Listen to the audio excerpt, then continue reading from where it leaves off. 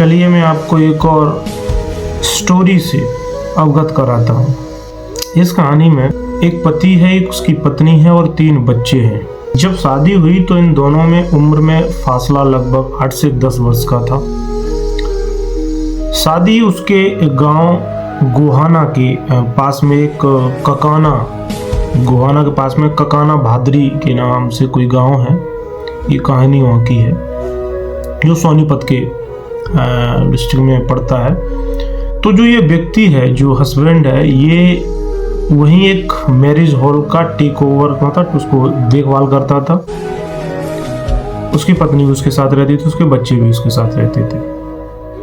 पत्नी थोड़ी मॉडर्न थी तो पति थोड़ा उसको लेके मतलब असहज रहता था, डरता भी था आज के ज़माने को लेके कि पत्नी कहीं किसी से बातचीत ना कर ले या किसी से साथ भाग ना जाए या इस तरीका की उसके थोड़ा भय था, जिसके चलते उसमें झगड़ा भी होता था और पति ड्रिंक भी करता था। और जब जब ड्रिंक करता था, दारू पीता था, तो उन आपस में झगड़ा होता।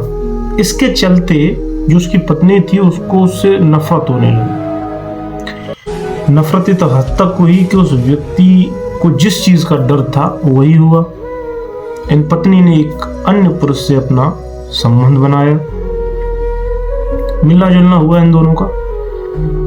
एक दिन क्या हुआ कि जो पत्नी थी, पत्नी ने अपने बड़े बेटे को पीटा, मारा, गुस्से में मारा। पति जब घर आया तो उसने पूछा क्यों मारा, तो उसको चलते पति पत्नियों में आपस में फिर झगड़ा हुआ और झगड़ा इस लेवल कर पहुंच गया कि पत्नी ने अपने प्रेमी को बुलाया, प्रेमी के साथ मिलकर अपने पति की हत्या कर दी। एक दिन पूरा उसका शव उसके कमरे में बंद पड़ा रहा।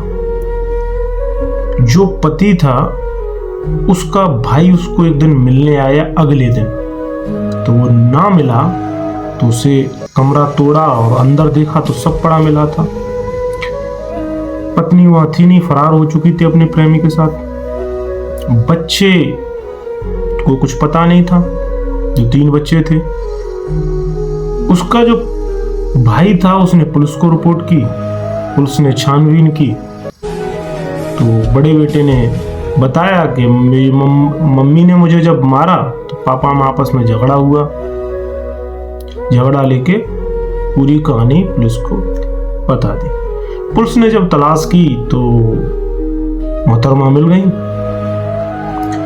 लेकिन वो मोहतरमा जब मिली तो वो सिर्फ अकेली मिली, उनके साथ में उनका प्रेमी नहीं था। वो कहीं रफू चक्कर हो गया था।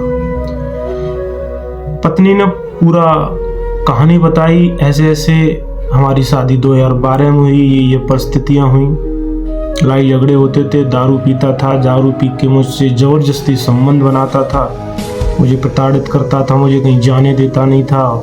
बहुत सारे जो लांछन थे वो लगाने थे वो लगाए। जब उनके प्रेमी के बारे में उनसे पूछा गया तो वो कहती हैं कि मैं तो सिर्फ उसका नाम जानती हूँ और ये नाम सही है कि गलत है मुझे ये नहीं पता। उसका गांव, उसका फोन नंबर, उनको कुछ नहीं पता था। सिर्फ एक नाम, जिस नाम पर भी वो श्योर नहीं थी कि उसका नाम यही था। फिलहाल इस मामले की जांच चल रही है। प्रेमी अभी तक नहीं पकड़े गए हैं। पकड़े जाएंगे और कानून से कौन कब तक भाग सकता है। लेकिन इन सब के चलते समाज में हो रहे कुछ बदलाव को चलते कुछ सवाल हैं मेरे खुद से भी और आप सब लोगों से भी जो मेरी इस वीडियो को देख रहे हैं, कि शादी में लिए जाने वाले जो वचन होते हैं वो क्या हमारी असल जिंदगी में उनका कोई काम है, कि शादी सिर्फ एक ढोंग बन के रह गया है, कि एक प्रथा चली आ रही है कि हमें 7 फेरे लेने हैं और 7 फेरे लेके बस एक समाज को दिखा देना है कि हाँ हमने शादी कर ली। बाकी ये करना हमें वही है जो हमारे दिमाग में चल रहा है। दूसरा बड़ा सवाल ये है कि अपने से अच्छे दिखने वाली लड़की या अपने से अच्छे दिखने वाला लड़का क्या कोई असल जिंदगी में शक की गुंजाइश पैदा करता है?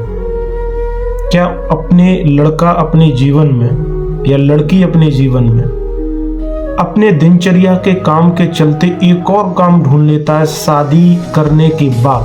वो काम होता है अपनी पति अपनी पत्नी के ऊपर निगाहें लगाना, उनको देखना कि पति क्या कर रहा है, पत्नी क्या कर रही है, किससे बात कर रही है, किससे बात कर रहा है, किससे क्या संबंध है, किससे क्या संबंध नहीं है, और किसी से जो संबंध है वो किस तरह का है। एक और हम काम ढूंढते हैं क्या, और उस काम के लिए तमाम पैसा बर्बाद करते हैं शादी के रूप में। तीसरा एक अहम और मुझे लगता है कि बहुत महत्वपूर्ण सवाल है, क्या शादी के बाद महिला को मतलब लाइसेंस मिल जाता है किसी गैर मर्द से संबंध बनाने के लिए कि अब किसी से संबंध बना लेंगे तो समाज में कोई रोकने टोकने वाला नहीं है, क्योंकि मैं तो शादीशुदा हूं, उससे कौन ही क्या कहेगा। इस तरीका की जो घटनाएं हो रही हैं, क्या ये सही है? और सही है तो किस हद तक सही है? शादी सिर्फ एक सामाजिक ढोंग बन के रह गया है, तो मुझे लगता है कि शादी मत करो, आप ऐसे ही रहो। लिविंग इन रिलेशनशिप भी हमारी कानून व्यवस्था ने लागू कर दी है, उसमें रहिए, जब तक रहिए तब तक रहिए, जब तक आपको नहीं पसंद आ रहा है कोई और व्यक्ति, अगर कोई और व्यक्ति पसंद आता तो उसको छोड़िए, उसके साथ जाइए, कोई भी हो, दोनों लोगों में से।